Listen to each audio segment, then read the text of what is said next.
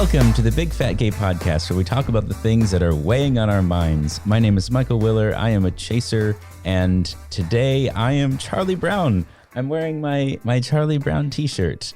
And as a side bonus, I decided to try out a different inflection on my intro today, and I quite liked it. So there you go. Oh, bully for you. What did you think about Michael's intro? Trevor, where can they go to tell us what they thought? No, not yet. Damn. Hey, this is Don. I'm a big chubby guy living here in Hollywood, and today I am a Garfield boy because I just ate way too much breakfast and I'm ready for a nap. Was it lasagna? It kind of was. It was a layered thing. A breakfast lasagna? Carbohydrates. Did you layer pancakes and waffles again? Don't you judge me. That sounds amazing. and No, it the doesn't. fried chicken between the layers is just a lubricant thing. Dan, it does. I'm generally against food that gets served in a bucket. Anyway, I'm Dan Oliverio. I'm an author and public speaker and chubby chaser. And today I am in my signature white t-shirt that I seem to always be wearing in COVID land.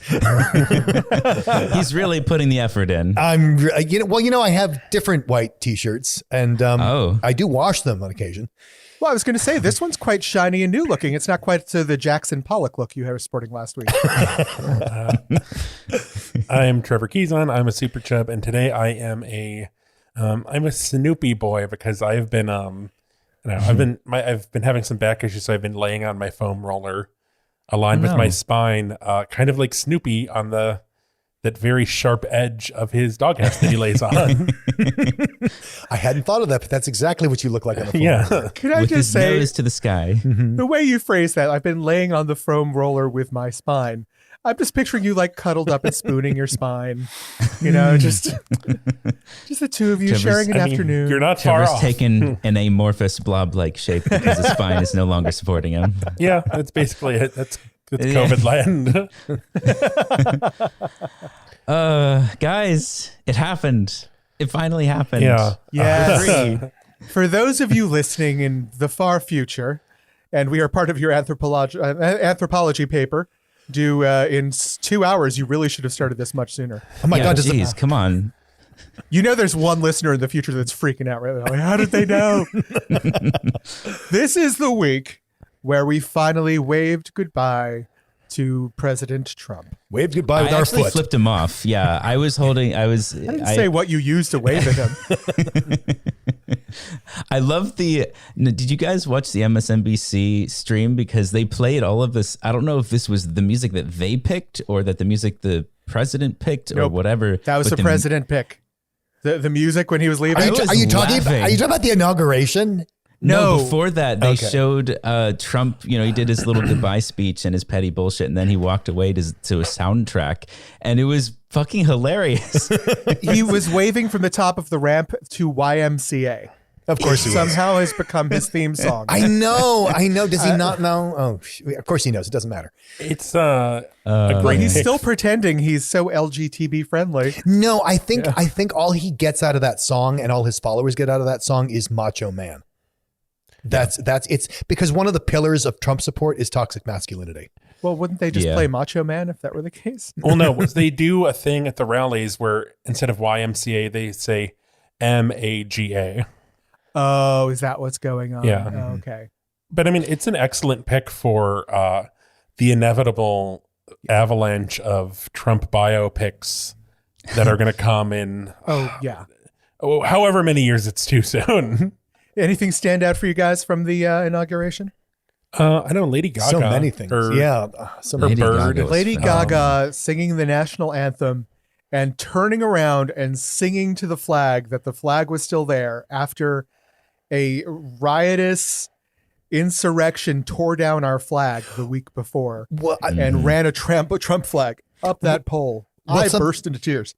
Some little historical context. Our the Star Spangled Banner, the poem upon which the national anthem is written, was composed by Francis Scott Key as he watched the assault of Fort on Baltimore. Okay, well, what had happened? Actually, that was the war of 1812, where people overran the Capitol. That was the last time people overran the capital, was when the British did it, a foreign power. And, so now we have our own little foreign power waving their Confederate flags. Yeah. It's stunning that these are the times that we're living in, but oh my God, so relieving now. Anyway, Trump is now passed, and with luck, we will never have to say that name on this podcast ever again. Don't even remember it. We have cool things to talk about. Yay! Yeah, we do. First, actually, I think Don should introduce this our first pop culture bit. Oh wait, no, we have to do the lead-in. We have other stuff before that. That's Sorry, right. Trevor has been very kind about putting together our agenda. I put it at the start, disregarded it, so we could do it at the start, like we talked about, instead of waiting till the end. It was literally my idea to do it first. So our before we get into the show, we wanted to talk about the 50th episode coming up, which is kind of a cool milestone. And I think the episode itself, we're planning some things that should be kind of fun and special about it. But we also thought it might be fun to do another sort of Zoom live meet and greet extravaganza. And so we're sort of letting you know early, because I think we're going to take the temperature on what time and what day of the week might be the best to do that.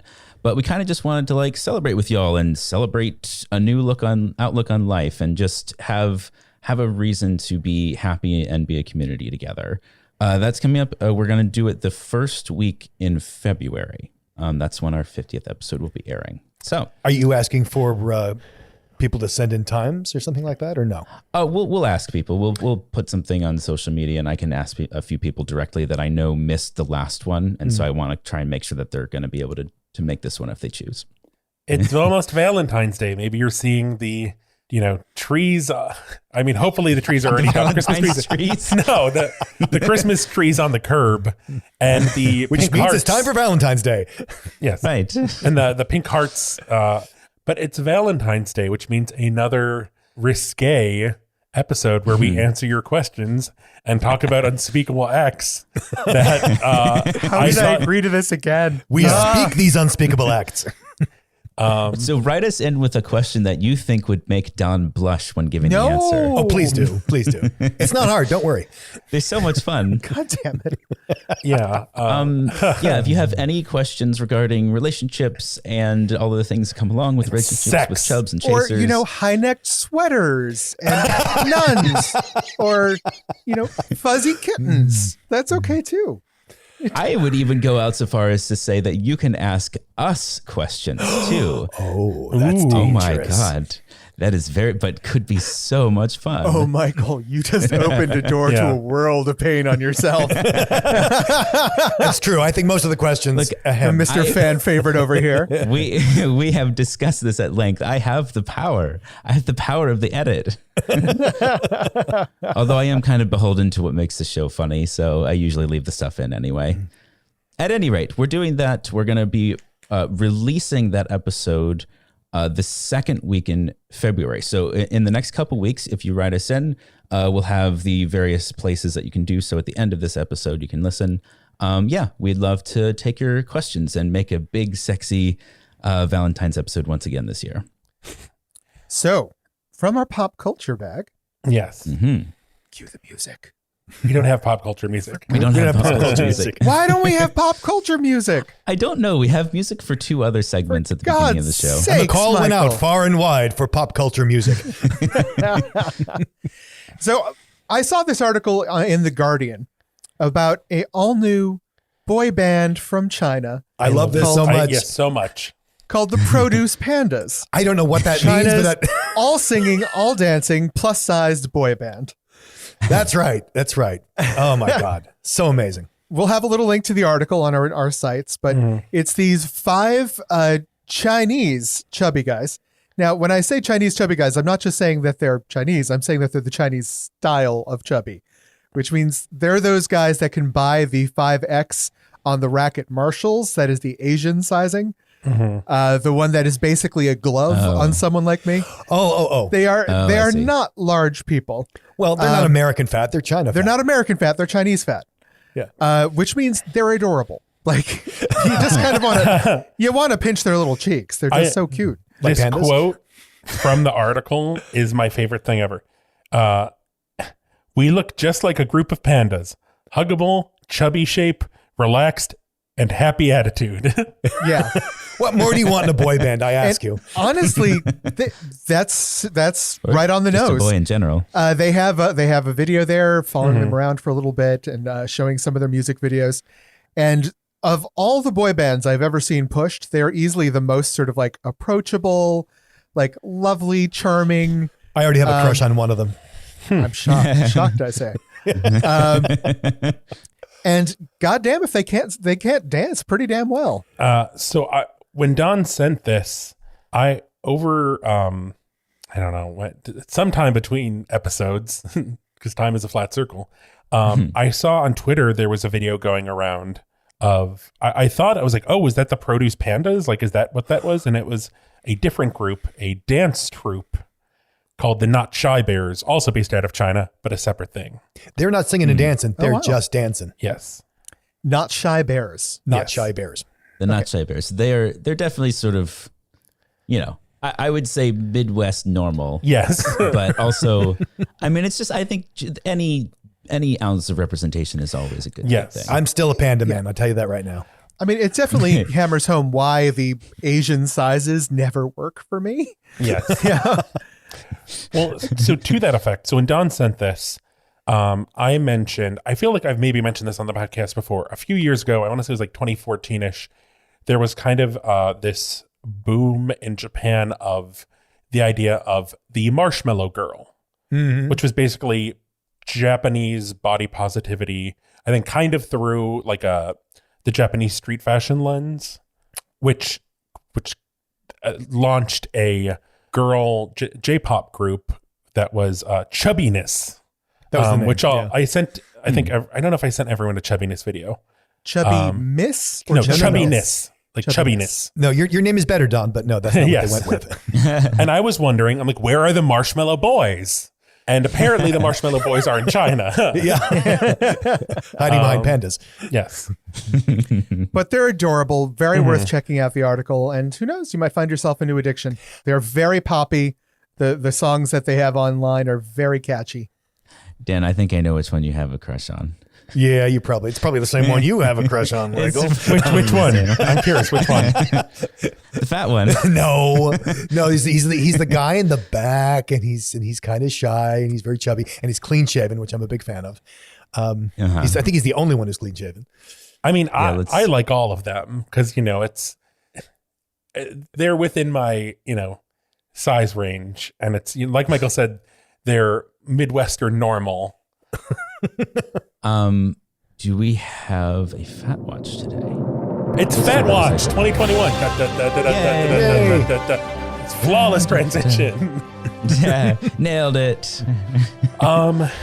So first off this week, we have something from a listener, Eric, who sent us something which I've seen before. I think Dan has seen it. I feel like maybe we circulated it. Too. Yeah, it's not recent, but it's wonderful. Yes, and because of that, I think it's important to share.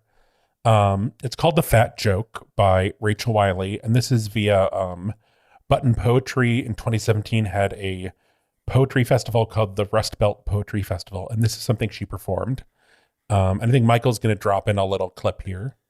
The old joke goes, patient walks into the doctor's office, says, "Doctor, it hurts when I move my arm like this. What should I do?" And the doctor says, "So don't move your arm like that."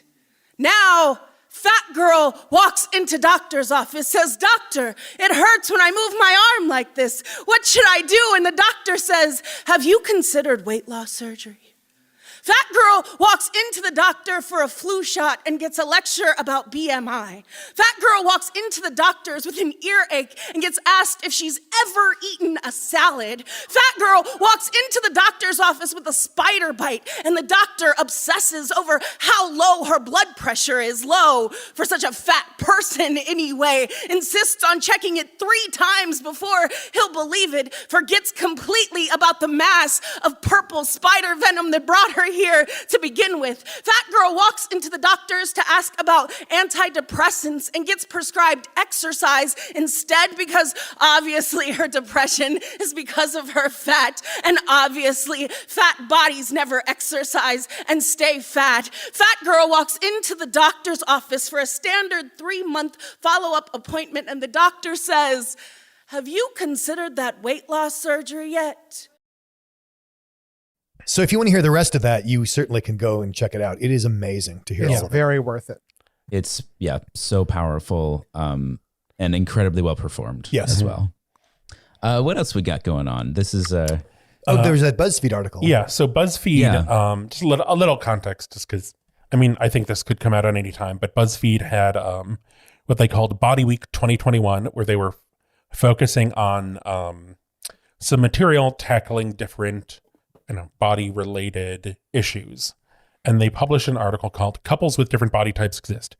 Here are their stories. And it's by Laura Bogart. And I really love this because the article talks about different couples and kind of their differences in their bodies and how they relate to that. And I like how it's from a few different perspectives. And it was really funny to me because one of the couples met on what was it called? OkCupid? Yes. And there was a very brief period of time where I had an OkCupid account, and for some reason, the way that they described their way of interacting, he's saying, I knew she wasn't 120 pounds, which isn't my type. And I didn't really have a type. I hadn't dated in more than a decade, blah, blah. There's something incredibly relatable about looking for someone that you don't know that you're looking for on a place where you're not really where it's not designed for you to find that. I guess it's another way of saying it's great that they found each other sort of in spite of the bias against being able to do so.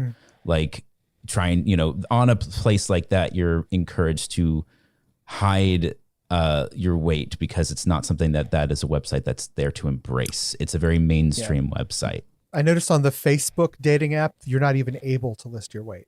Well, who would do that, Don? What kind of sick motherfucker would list their weight? That's unspeakable. Yeah. One of the things I really appreciated about the article was it was a nice spectrum of lots of different kinds of people, lots of different kinds of sexuality. And I appreciated, I just wish it had been farther towards the top, but I really appreciated they did mention chubby chasers. They did mention, because so often you see a different size couple, like a fat, thin couple, and either people don't put it together as a couple. I've been on many dates where we were not treated as a couple because why would we be a couple? Or they go, they assume that the thin person is necessarily a chaser, which isn't it's not a bad bet, but there are plenty of people who are out with fat people and they're not chubby chasers. They just don't have a particular, the person's size is not a deal breaker. It's not something they are attracted to, but it's not something that they throw out as a potential partner, as a quality in a potential partner. And I thought they did a really nice job of finessing those two things in the article and also addressing the fact that a lot of people think of chubby chasers as some sort of sick fetishistic, monsters out there, and that it's not that. And I love the way the therapist in the article says it. She says, some people just have a wider range of sexuality and are actually attracted to fat people. And I thought that was you almost never hear that. That was lovely. Imagine if something could be quite so simply and succinctly explained and people listen to it. That would be amazing. Something I loved, which I feel like is kind of, I don't know, part of what we set out to do with the podcast is one of the people interviewed, Mycroft, who's a thin person, says, I personally don't believe you can be ethically attracted to a group and not do advocacy for them. Yes. Mycroft, who is 44, told me, I feel to be called trans, queer, and fat attracted, and I have a fat partner, and to advocate for trans, queer, and fat people. I get that fat attraction would look very different in a society that loved fat people. Sorry, may not matter. In the quote, you read it slightly backwards. I feel called to be trans, queer, fat attracted. Yes. Really uplifting. I like how positive the first half of our show is today. Yeah. I think it's almost as though a great shadow has been lifted from our country. Ever since we threw that ring in the mountain, it's been just smooth sailing. Oh, you mean that orange ring? Why couldn't the Eagles have flown us here? All right, everybody, it's time. We have put this off long enough. Yes. An episode that we initially intended to do first thing bright and early in January. Well, I think that's appropriate. And we talked about this in our, kind of podcast prep call, but it's been a weird month. And also when people are setting out in the new year and kind of creating what they want from the year, there's generally a falling off point kind of at the end of the month. Yeah, we wanted to do an episode about not just, because people talk about doing resolutions, and this was going to initially tie into, our not reservations, our conservations from 2020, and then doing resolutions next. But our take on it, and more specifically, I think goal setting and realistic goal setting, and what are the pitfalls of people who set goals that maybe don't see a lot of success in it, or what they would quantify as success. Yeah. And Dan has talked about this a lot before, and so I think a good structure might be to kind of go down this sort of bullet point list we have one at a time and discuss sort of each point individually. How's that sound? Works for me. Yeah. Okay. Start us off with number one. So one of the things that comes up for people immediately as soon as you say, I'm going to set a goal. People are afraid of goals. And for good reason. When you set up a goal, you're actually creating a kind of game with yourself. And sometimes this is a very serious game. Like you have this, like, I need to do this. And, for my life to work out, I have to do this. And sometimes it's, a little more trivial. Like, it's like, I'd like to throw more dinner parties, or I'd like to eat more vegetables. Like, it seems like a lower, but any way you consider this, whether you consider it significant or less significant, you're setting up this game to play. And the reason people get afraid of goals is that inherent in a game like that, what's known as a finite game, is that you can win or you can lose. And people hate losing. and some people play to win, and some people play not to lose. And it's confronting. Yeah. And a lot of people hate competition too, or just the idea of because I find that if you're setting a goal, a lot of times your measurement and this probably gets into later stuff, but like comparing yourself to what a similar goal that another person is doing. And so wanting to avoid that feeling of pressure at all costs, the idea of, a goal is a way of tracking winning or losing is intimidating. And I've totally backed off of I did that for the better part of last year. I was so busy and I needed a way to structure my life better. And I have a really hard time keeping a schedule. I've ADHD. It's not too chronic, but it's enough that I get so distracted when I get excited about something, and I have a really hard time keeping a schedule. And finally, at the beginning of 2021, I was like, all right, this is it. And I created a whole little thing, and I've been keeping it for 2 weeks now, and it's fantastic. Mm-hmm. Just as a little mini success story tidbit for you. Maybe we'll sprinkle those in along the way. I mean, I definitely relate to I think Dan will understand from watching me do this thing where I try and I fail, and I don't give up the first try. It's like I give myself 3 tries on something, and if I fail, then I give it up forever. Oh yeah. It's like it's outside the universe now. It can never happen again. I've seen that, but I've also seen the other side of this where if you are trying to do something, you will, I would say more times than not, refuse to accept any sort of help when attempting to accomplish it. It's like, I have to do this. It's not a real win unless you do it yourself. Yeah. Oh, I understand that. Yeah. But the first thing about this is you got to get anytime you set a goal, it is necessarily in the context of winning and losing. And you can say, well, that's a territorial thing. But then what that implies is that if you really want to pursue goals, you need to have what I call a healthy relationship with failure. And failure isn't bad. Failure is you just didn't meet the goal. You know, you wanted to sell 100 units, you sold 99. Technically, you failed, but that's not a bad thing. That's just it's just a numerical analysis. Well, you're not being graded. Life isn't a class. I have a tendency to dislike just like a pass-fail situation. I always find that to be a no-win, because even if I make the goal, then I start thinking the goal should have been a little higher than I set it because I made it. Right. Well, so one thing I like to do with this stuff is actually to sort of come up with milestones in my head of like, this is the goal I want, and these are the steps to achieve on the route to it.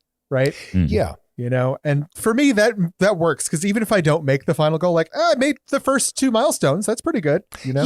Yeah. And that's the thing that I get into then with people is that, you know, so what actually is a goal, and why is it, you know, it's this game?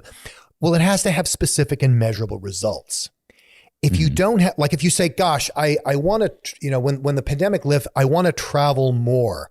That's not a goal. That's what I call a wish. Because how do you know if you traveled more than what? And, you know, if you just traveled more before, you know, from now until you die than now when you were born, is that what you mean by more? Sure. So you want to get specific about it. And that's again, because of that win-lose nature, people, for a lot of people, that occurs as pressure. And I think, a lot of the fear of setting a goal or attempting a goal is also, like, for instance, let's take the example of traveling more. You say you want to travel more, and that can be a genuine desire, absolutely. But it's also quite vague, and there's no real way to push yourself into it honestly, versus saying, okay, I'm going to get specific. Let's say I want to travel to Italy at some point in the next year. As soon as it's safe to do so, I'd love to visit Europe. I'd love to visit that country specifically. But the more specific you get, the more real it can feel, the more you have to think about how to get there. And I think most people are inherently afraid of any kind of shakeup in life. Like it's just a comfort thing. And it's not just a comfort thing. It's a safety thing. It's like once you establish your thing, your routine, your safety in life, you don't want to mess with success. And I remember, this is such a specific memory, but I still can't get it out of my head. When I was a kid, when I was like 15 years old, I started working a part-time job, and I needed a checking account. I needed a bank account. And I don't remember why, but it transpired that I had to go set up that account by myself at the credit union in our town. And that was the scariest thing in the world to me. Like, because I'd never done anything like it before. I had literally never done it. That's really perfect, because it kind of dovetails into what I wanted to say about either big goals. It doesn't matter. It could be even a small goal. If you've been wanting to do something and you consistently have not been doing it, that's not just, I didn't get around to it, because there's a lot of stuff in your life that you do get around to, right? And one of the things that you brought up in that example, Michael, that's really great is you have to be willing to let go of something or become something to get this goal. Like, a lot of people will say like, I'm not the kind of person who. And in setting up that bank account, you'll notice like it was really intimidating to you because you'd never done that before. And you weren't used to dealing with money that way. And in setting up that bank account, which is I like this because it's really silly and minor. Yeah. It's not like stopping smoking, losing 100 pounds, whatever you're talking about, right? It's really, really simple and trivial. But you actually had to become a different person, the kind of person who goes to a bank. Because before that happened, you weren't that kind of person. And that transformation is part of any goal, even if it's minor. But then it's a minor transformation. Yeah, exactly. And I think that that I have, again, over my life, there's 100,000 different things that feel very similar to that. You know, if you just live an active life, which I tend to, there's always going to be the next checking account. There's always going to be the next thing that just feels and the problem is that you get better and better at tricking yourself that like for me, like as soon as I recognize like, oh, I obviously have a lot of hesitation about trying something totally completely new I've never done before. Well, suddenly it's not about the fact that it's new. It's about the fact that I don't have the money for that yet, or I probably should try and do this. And then you start making excuses, and really the root cause is I'm a little bit afraid to just do a thing I've never done. And it becomes a part of the identity. And if you look at the other side of that, everybody knows that they're not the same person they were, let's say 10 years ago. They're just not the same person. And how did that happen? Well, it didn't happen just because time went by. It happened because in those 10 years, you started accomplishing things. And in order to accomplish them, they necessarily impacted who you are.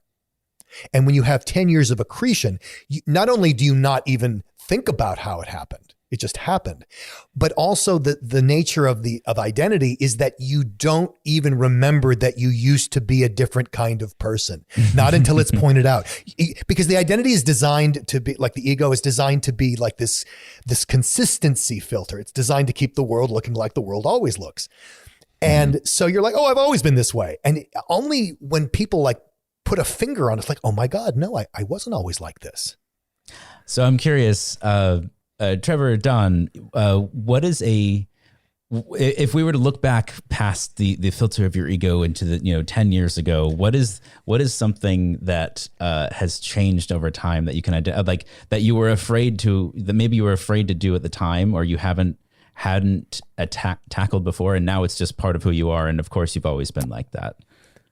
I mean, one thing I can think of, just because it's kind of been on my mind, and I don't remember exactly what triggered it, but I mean, this podcast, oh, truly, is so something. I mean, 10 years ago,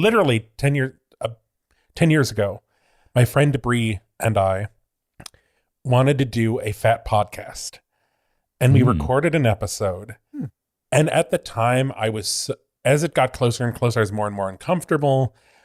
And afterwards, I was like, we recorded an episode, and I was like, oh my God, I can't believe I talked about all that stuff, and we're going to put it online. And people are going to hear it. And like, what if my family hears? And thankfully, because we used my laptop to record it, and like, we didn't have mics. We were just recording it off my laptop. And my fan on my laptop was so loud, the audio was unusable. Yeah. And I was like, okay, this is a sign that this wasn't supposed to be a thing. And I think Bree is probably listening and like, oh, okay, that's what happened with that. And, but I mean, going from that, space of like, oh my God, what if someone listens to like knowing my aunt heard me talk about fold fucking last year. Oh no! And she did. And I don't know, having it's my worst. And maybe she didn't listen to that episode. I'm pretty sure she did, though. She's listening to this one. And that other people that I thought wouldn't listen to it, like listen to it in the drive-thru at Burger King, and they're going to work and getting coffee. Is to me, I don't know, realizing that shift and change is like that is a completely different person. Yeah. Yeah. And if you had set a goal when you 10 years ago, like my goal is to do a podcast this year, that wouldn't have worked as you continue to be that person. It's not until you become, you have to constitute yourself consistent with the goal. Instead of attacking the goal, sometimes it's helpful to look at like, who am I being? Mm-hmm. For me, it was more of a, some people may interpret this as a negative thing, but for me, it's definitely a positive thing. Being less diplomatic. Yes, I know what you mean. Yeah, no, absolutely. Yeah, just like, I always sought common ground. I always sought appeasement, the halfway point, assuming that all points of view were as valid as mine. And you know what? There comes a point when if there's one thing we've learned over the past 4 years, sometimes the other side is just plain wrong. And it's okay to stick by your guns and stop caring quite so much about everyone feeling included and everyone working together. And sometimes it's okay to pack up your shit and start doing the work yourself and saying, fuck you, I don't care what you think about this. But goals do not, I understand that what Dan is talking about, but sometimes goals can be intangible like that.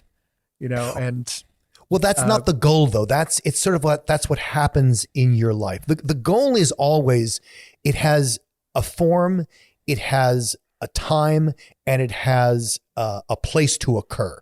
Like you can't say I'm going to have a get together. Mm-hmm. That's not a goal, because what does that mean? I mean, that going to the grocery store would be a get together then. So but on the other hand, sometimes you got to think about, well, what is the actual goal? Because sometimes people construct goals like I'm going to sell 100 units, or I'm going to, but sometimes and you're going to fail if you sell 99, because that's the nature of the goal, right? But sometimes maybe it gets you to think about, well, what is actually important about selling specifically 100 units of something? And why is 99 not good enough? And it makes you kind of think about, well, what do I really care about in this? Do I really care about 99 versus 100? Because if you don't, then maybe picking 99 or 100 isn't really necessary to your goal. And I think maybe that's what Don is pointing towards about, what is really important to me about this? Because in the end, goal setting is kind of like the conduit for transformation. Mm-hmm. And what kind of transformation are you trying to affect? Yeah, sorry, Michael. And I like the idea of identifying what's important, because first of all, it may not, people think about a goal and they think there's got to be some very concrete metric of tracking this goal, which is valid, but also you can get distracted the wrong direction by saying, okay, well, my goal is to, become healthier, and, whatever that means. We don't even have to dissect that just now. But a lot of people say, I want to lose weight, because they equate the two. And they say, okay, well, it's going to be 20 pounds. Well, okay, but that's actually not what's important. You talked about being healthier. What's important is that you get more exercise and move yourself on a regular basis that maybe you haven't been doing. And that will, keep your body active and make you healthier. The 20 pounds is not actually the goal here. The goal is to establish yourself an exercise routine. I do a seminar on health, and the first question I ask in the seminar is, what do you want to do? And they go, well, I want to be healthy. And I'm going, great. Now, what in the world do you mean by that? Yeah. And I say, maybe your goal is you want to make it up a flight of stairs without huffing and puffing. Maybe that's your goal. Mm-hmm. Maybe that's the thing for you. Maybe it's not. I don't know. But the point is, really look at what the goal is accomplishing for you. The other important thing is to set the goal as something that can be achieved by you where you are, as opposed to what you think a generic human being should be able to achieve. Yeah. You got to be where you are. Mm-hmm. Yeah. I wanted to get back to that thing that Michael, what do you care about and what's important? And I was thinking about Michael, and you play soccer. Mm-hmm. The object of any soccer game is to win the soccer game, right? Yeah. I mean, it just is. Your job is to, by definition, the game is to win. Yeah. Your job is to score more goals than the other team. But yet that is not your enjoyment of the game. Nope. And all I'm saying is that a goal necessarily has metrics. Now, do you have to have metrics to lead a lovely life? Of course you don't. And that's the other side of this thing we call play. If you look at goals as play, as just one kind of play, as a particular kind of play, as what we call finite play or a finite game, and that the real value of goals is to affect personal transformation, or maybe even not so personal, maybe societal transformation. The goal is only one side of that. And if you're not into the whole, if the metrics are intimidating to you, or you just don't want them, there is another kind of play, like house, like Legos. And maybe you want to investigate those ways of living life, which you already do. I mean, raising a child is an infinite game. You can't win raising a child. You can lose it though. But so that there are a lot of infinite and finite games in life. But what's interesting is that we tend to focus on the finite games because they're data driven, because they're numeric, because they're quantifiable, but our richest experiences in life aren't that. I wanted to bring up, because this is something whenever I have used any kind of goal tracking tool, it does not address the breakdown. And what happens. Let's talk about breakdowns. Yeah. So I think they're behind me. Multiple times have purchased a little planner with goal tracking stuff, and I've planned out my year, and then it uses kind of very goal tracking tools that I like, but it does not give you any tools for what happens when you are on this little roadmap you set and your shit just gets fucked up and your goal is like, it is not achievable. And you're just kind of like I don't know, you're hitchhiking across country and you're waving down a car and like, okay, this is the next stop. And that car like rolls over and explodes. And you're just standing in the middle of the desert watching a car explode. Then again, like, baby, one of the reasons I love being your husband is like, what the hell is going on in your mind? It's just amazing. just amazing. So please. And I know other people. How do you deal with failure? Failure just means you didn't make the goal, right? Another word for it is losing. Right? You lose the soccer game. Why'd you lose the soccer game? Because your point value was less than the other team's point value. You lost. Mm-hmm. That's it. But there's a lot of emotional baggage we put on losing and failure, even though we know intellectually that failure and losing is one of the most valuable tools that we have as human beings. You don't learn a lot from winning. Yeah. You learn a lot more from failing and losing.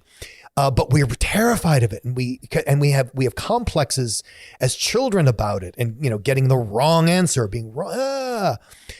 So the first thing I would say about failure is to just take the emotional baggage out of it, because it doesn't mean that. It just means that there was some objective measure that wasn't met. That's all it means. Done. Yeah. And that's why, like Trevor was calling it a breakdown. Because breakdown is, you break down, you're going to get going again. But failure is like this damnation. Yeah. And people don't want to deal with that.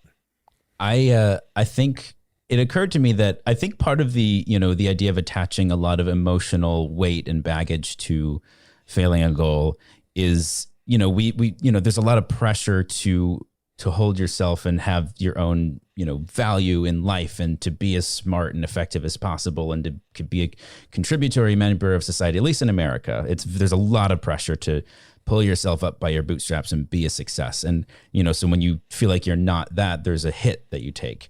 And I think maybe taking away some of that stigma would be helpful at least for our listeners. And so I am going to go back into my 2020 goals that I set for myself. And I'm going to tell you at least one or two that I failed at. And then we can talk about why. And hopefully you'll get an idea of like, this doesn't have to be the end all be all, and you can work through stuff or just let it go if you want. One of them right at the top of the list, and this was really, really, really frustrating. So we've talked a lot about me playing soccer. By the way, I don't play it right now, being COVID safe.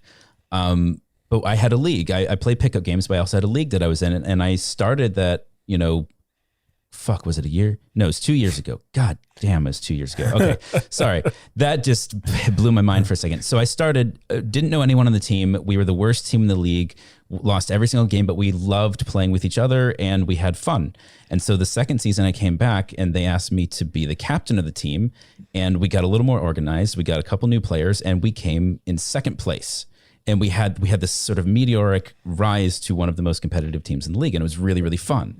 And so the third season, beginning of last year, 2020, we go in and I'm like, all right, we're on fire. We can do this. We can get first place in the league. It's going to be such a comeback story from a year ago when we were last. And we got all the way to the finals of the tournament at the end of the season. And we were on track to win. And then COVID hit. And it was impossible. We were right at the edge of accomplishing that goal. And so then the question becomes like, how much of a failure was that versus how much I got from the journey and from feeling like I was helping a bunch of people sort of become a team. And like, there's so many other aspects of it that were incredibly rewarding. And then I hopefully can go back to once this is all resolved. But I failed that goal technically. Yeah. Like that, it didn't happen last year. And so what? So what? Yeah. Yeah. I have a similar kind of experience where my undated planner that I purchased as a basically strategy of like, if this drops off, I can pick it up at a later time without having to buy a new one.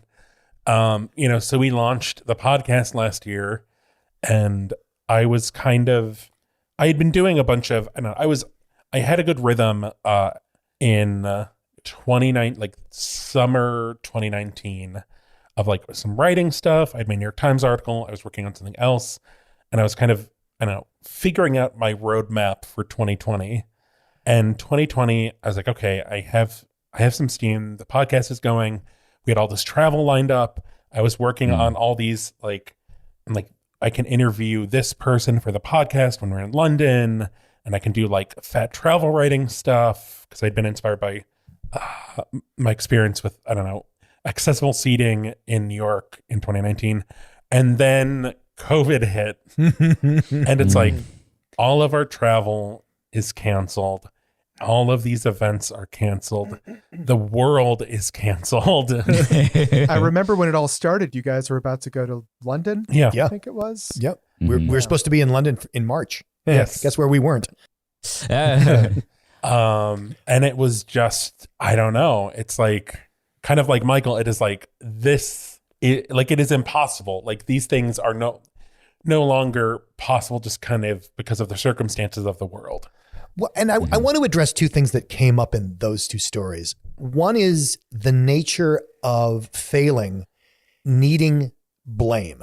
See, if you fail and it's, quote, not your fault, unquote, you feel better about it than if it's something that you feel like was within your control. Like we didn't make our goal to do all this travel, but it's okay. It wasn't our fault. And while this is particularly relevant to our podcast, is that we look at health this way too. See, if you take care of yourself, quote unquote, and you do all the right things, but you still get ill, it's okay. It's not as bad because it's not your fault. But, if you were fat and you had this outcome, if you had a health failure or breakdown and you're fat, you see, it was your fault. There's a whole lot of emotional baggage that goes with that because the blame component is inherent in losing. Why did you lose the game? Must have been someone's fault, right? You didn't just lose, right? Teams spend a lot of time going over why did we lose, which is tracking down a cause. And so that's part of the emotional, I'm going to call it the emotional baggage that goes along with it. But there's also something that's even deeper. People think that they chose their goals. And frequently that is not the case. And sometimes you don't. Sometimes your boss says, I want you, I keep saying sell 100 units. Sometimes your boss says, I want you to sell 100 units and, it's just given to you. But a lot of times we have personal goals and we don't realize that we didn't really we did author those goals, but we did it on automatic pilot. And we did it out of a sense of we're wrong and the goal is meant to correct us. Like I'm in poor health, I need to get in shape because I'm in poor health. I want to get in good health. And there's something wrong with me. The goal is designed to cure me. And it's what you've said, Michael, so many times that anytime you take a goal or an action out of should, even if you win, it won't be enjoyable. It's just going to be, whew, I dodged a bullet. Right. I feel like as gay men, there's an additional factor for us of, what's it called? It's like perfect boy syndrome, where especially for like Gen X, especially for older millennials, for boomers, we were raised in an environment where it became very clear at a young age where love can be taken away, right? If people find out your secret, that you're gay, you will lose your family, you will lose your support, you will lose your friends. And so to overcompensate for that, a lot of us strove to be the perfect boy. Best at academics, best at sports, best at everything, doing everything just right, socially and everything. That sets a lot of us up for when we make goals to be utterly crushed if we fail to address some of the things that Dan has been talking about. I think one of the best things to help you achieve your goals is to fight your own perfect boy syndrome, if that's something you've got going on. Yeah. Because it is an unforgiving personality aspect. And while it can be a means to getting where you want in life, professionally, maybe, it can be extremely destructive in your personal life, your goal setting, and your own inner world. Yeah, I would submit that it's broader than that. I mean, absolutely, what you say about gay men, gay women, I think it applies to any marginalized group. I'm thinking of all the fat people who are like, I may be fat, but I'm going to be exemplary, or I'm going to be, my fashion's going to be on point, or you're the only black person at this organization, but you are going to be, the whole mythos of the example of my race. So I think it happens anytime you find yourself outside the in-group. Yeah. At the risk of sounding maybe overly Stuart Smalley, you are good enough as you are. You are not responsible for being the icon of your minority group. You are responsible for trying to make yourself the best possible you can be. Not the best possible gay man there is. Yeah, I would even say you don't have to. I don't think I would like to think that all of these goals that we've talked about and any goals that you might have in mind are optional. They are opt-in if you like. You can do this if you have decided that it would be a good thing in your life. I don't think you have to set goals at the beginning of the year. I don't think you have to do that ever if you don't want to. You can just go live your life. Like you don't need to measure your life in terms of success or failure or anything in between if you don't want to. I like doing that because I have the very typical American, like I want each year to be bigger and better than the last. And so I keep trying to build on that, and eventually I'll probably get tired of it. But I don't think you have to do that at all, especially not if it's sacrificing your happiness. I think your only responsibility in life is to be happy, as long as it's not at the expense of other people's happiness. Yeah. And also just keep in mind, no goal you set has to be achieved by you and you alone. Reaching out to people makes things much easier and brings everything a little bit closer to your reach. I would go farther, Don. I would say that any goal that's really worth setting, you can't accomplish by yourself. That's fair. So, reach out. Don't be an island unto yourself. Don't do what Don used to do of everything must be kept inside unless someone invites it out of you. People, guess what? People don't open the door to you often. So sometimes you got to kick the door in and say what you need. This popped into my head because I just watched it. I know I'm late to the party, but the documentary Free Solo about Alex Honnold, who famously climbed El Capitan without ropes by himself, which has never been done before. It's similar things have been done, but it's milestone, and he's a legend now. The documentary is phenomenal, but you think about him and it's called Free Solo, and it just creates this mythos around him that he did this thing himself. He climbed without ropes. He did it, and he did do the climb without ropes, and he did it on his own, obviously, but all of the prep work leading up to that was, if you watch the documentary, he's getting advice from his friends, from other experts. They're taking him on climbs to help him prepare. He's talking to the documentary crew, and they're, checking in with him emotionally and how do you feel? There's a whole team of support for him that's not to say that he couldn't have accomplished it truly by himself. But even the point in the documentary is that he has a girlfriend, and he, struggles with the idea of dating because his passion in life is so dangerous. And this is the first girlfriend he's had for so long. And initially he thought, or maybe some of the people in the documentary thought, that she was holding him back. Like the fear of dying was giving him a fear of climbing. But at the end, it all turns out great, and he's still with her and blah, blah, blah. All of that to say, if somebody like that in a profession like that still needs help, we all need help. And there, like Dan said, there truly is, I don't think, any way to accomplish goals without help, or certainly not ones that are they're going to have an impact on your life. Unless your goal is to get up and go to the kitchen for a drink of water. You can do that by yourself. Impactful goals, exactly. Yeah. A goal worth setting. Yeah. Anything else to tackle on this? I think that's it. I think that, we could probably, I could talk about really this for good 3 at years, babbling on. We can ramble with the best of them, but I think hopefully this sets you into, let's take a mulligan on January. We had a good end to the month, and the past 4 years. Let's roll that into 2020, and maybe our 2021 starts in February. And so if you want to take that fresh step forward, if you have any desire to set goals for yourself, I certainly don't think you have to. But hopefully this helps. Yes. So I think we have a tip this week talking about a very important subject of vaccines. We do, and we'll try to keep it brief because I feel like this could be a longer thing. We've had a few listeners kind of write in talking about COVID vaccines. Mm-hmm. And also I've just seen, I don't know, it's a whole like conversation happening about this on Twitter yesterday. But I don't know. My tip for the week is if you qualify for priority access to a COVID vaccine due to your, quote unquote obesity, I think you should get vaccinated as soon as possible. Obviously the local guidelines wherever you may be different. And just the way they're tiering this could be different. But I think it's important. Don was saying he didn't want to get the vaccine early because he feels like there could be someone. Yeah, that was my gut reaction, is that I'm healthy, right? Like I'm in good shape. I'm got myself together. Maybe someone else needs it a little more than I do since it's in finite supply. But the position I'm ultimately taking is throughout this entire COVID experience, I've been an advocate for the science, right? Mm-hmm. I've been saying all along, you've got to pay attention to what the scientists are saying, and you should be listening to them. They should be doing what they're saying. Guess what? The scientists are saying that right now I should be in group 1C or 1B. Mm-hmm. Okay.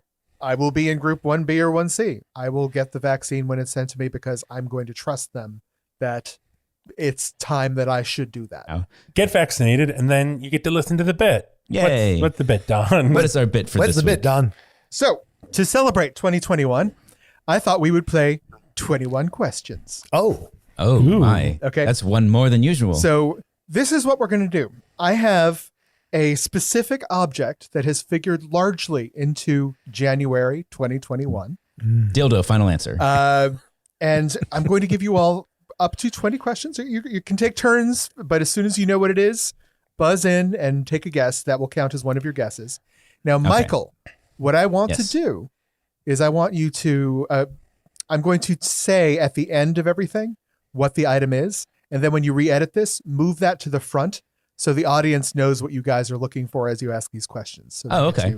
Okay, yeah, that's fun. Okay. Yeah. All right. So item 1. The item is Bernie Sanders mittens. Bernie Sanders mittens.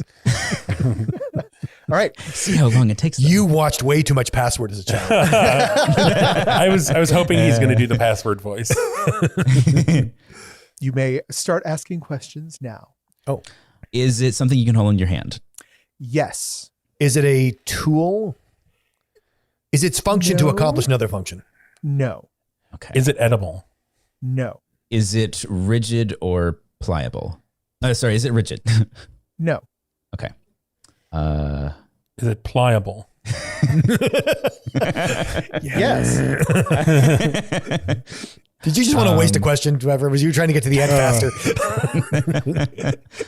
Is pliable spelled objects that have figured largely into 2021 so far?